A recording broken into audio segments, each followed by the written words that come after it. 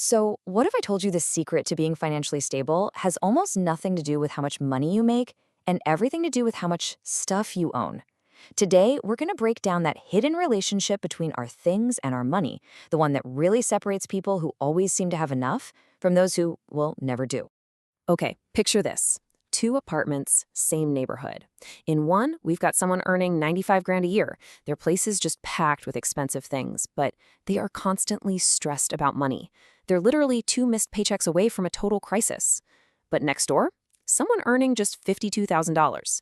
They're calm, confident, they have 18 months of living expenses saved up, and they invest 20% of every single paycheck. I mean, how is that even possible? You gotta let that sink in for a second.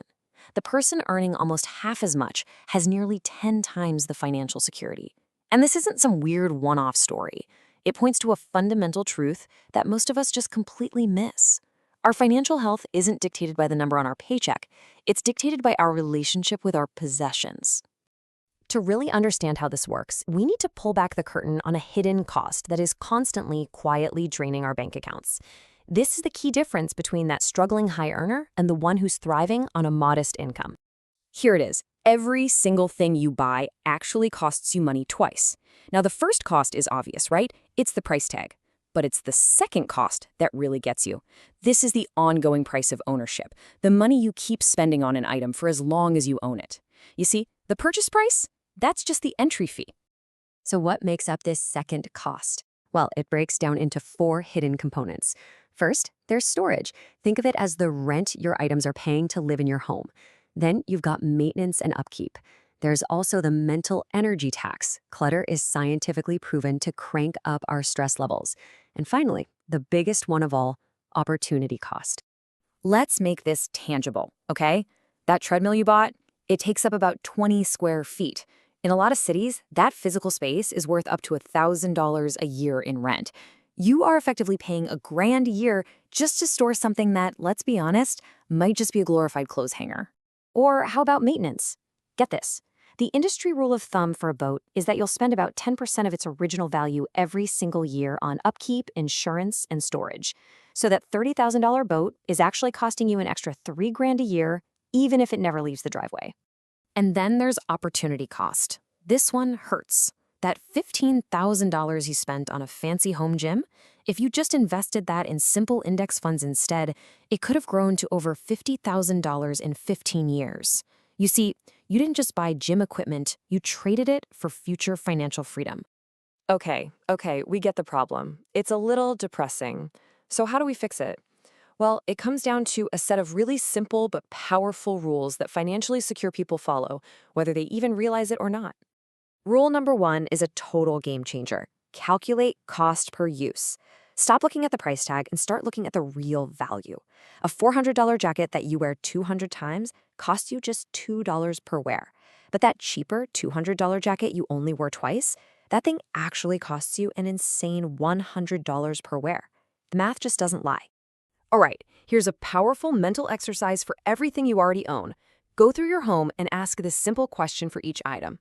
If the answer is no, then you really have to ask yourself why it's still taking up space and costing you mental energy. You'll find that most of our stuff exists with our lives through inertia, not intention. This test really shines a light on that. These next two rules are all about fighting back against modern consumer culture. First, you have to reject upgrade culture. Just because you're bored with your phone doesn't mean it needs replacing if it still works perfectly fine. Second, you have to intentionally create spending friction. Delete your saved credit cards, unsubscribe from all those marketing emails, and implement a 24-hour waiting period on any non-essential purchase. The goal is to make saving easy and spending hard.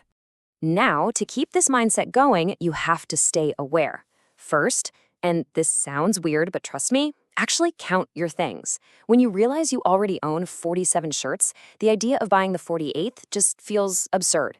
Second, practice what's called cyclical decluttering.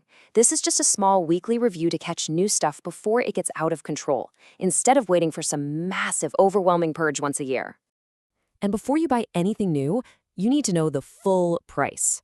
So, you want to get into kayaking? Great, but maybe rent one a few times first to see if the passion is actually real. And always calculate the lifestyle multiplier. A new boat doesn't just cost the price of the boat. It needs a trailer, a hitch for your car, storage fees, safety gear, The list just goes on and on. So, all of this leads to a fundamental shift, a redefinition of the entire goal. The old goal was just endless accumulation. The new goal is to actually define enough for yourself and then stop moving the goalposts. Instead of measuring wealth by what you own, you start to measure it by your optionality, your freedom to choose your own path in life. And you know what? When you start living by these rules, something really incredible happens. You don't just save a bit of money. You create a powerful, self-reinforcing cycle that builds real, lasting wealth. You see, you end up in one of two cycles. The destructive cycle is you spend money to feel better, which just creates more insecurity, which then drives more spending. It's a downward spiral. But the virtuous cycle is the complete opposite.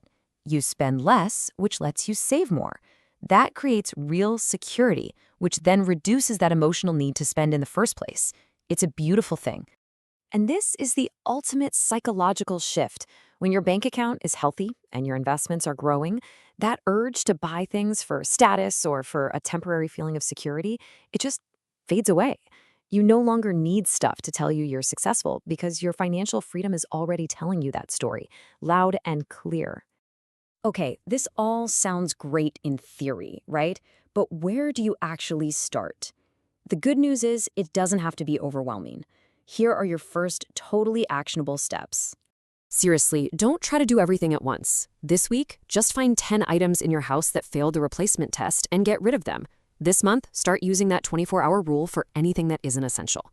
This quarter, count your clothes, your books, and your kitchen gadgets. And then, sometime this year, just take an hour to actually write down what enough looks like for you. Ultimately, it all boils down to this single choice. Right now, your stuff demands your time, your money, and your mental energy. It owns a piece of you. The entire goal of these rules is to flip that script so that you are the one who is fully in control.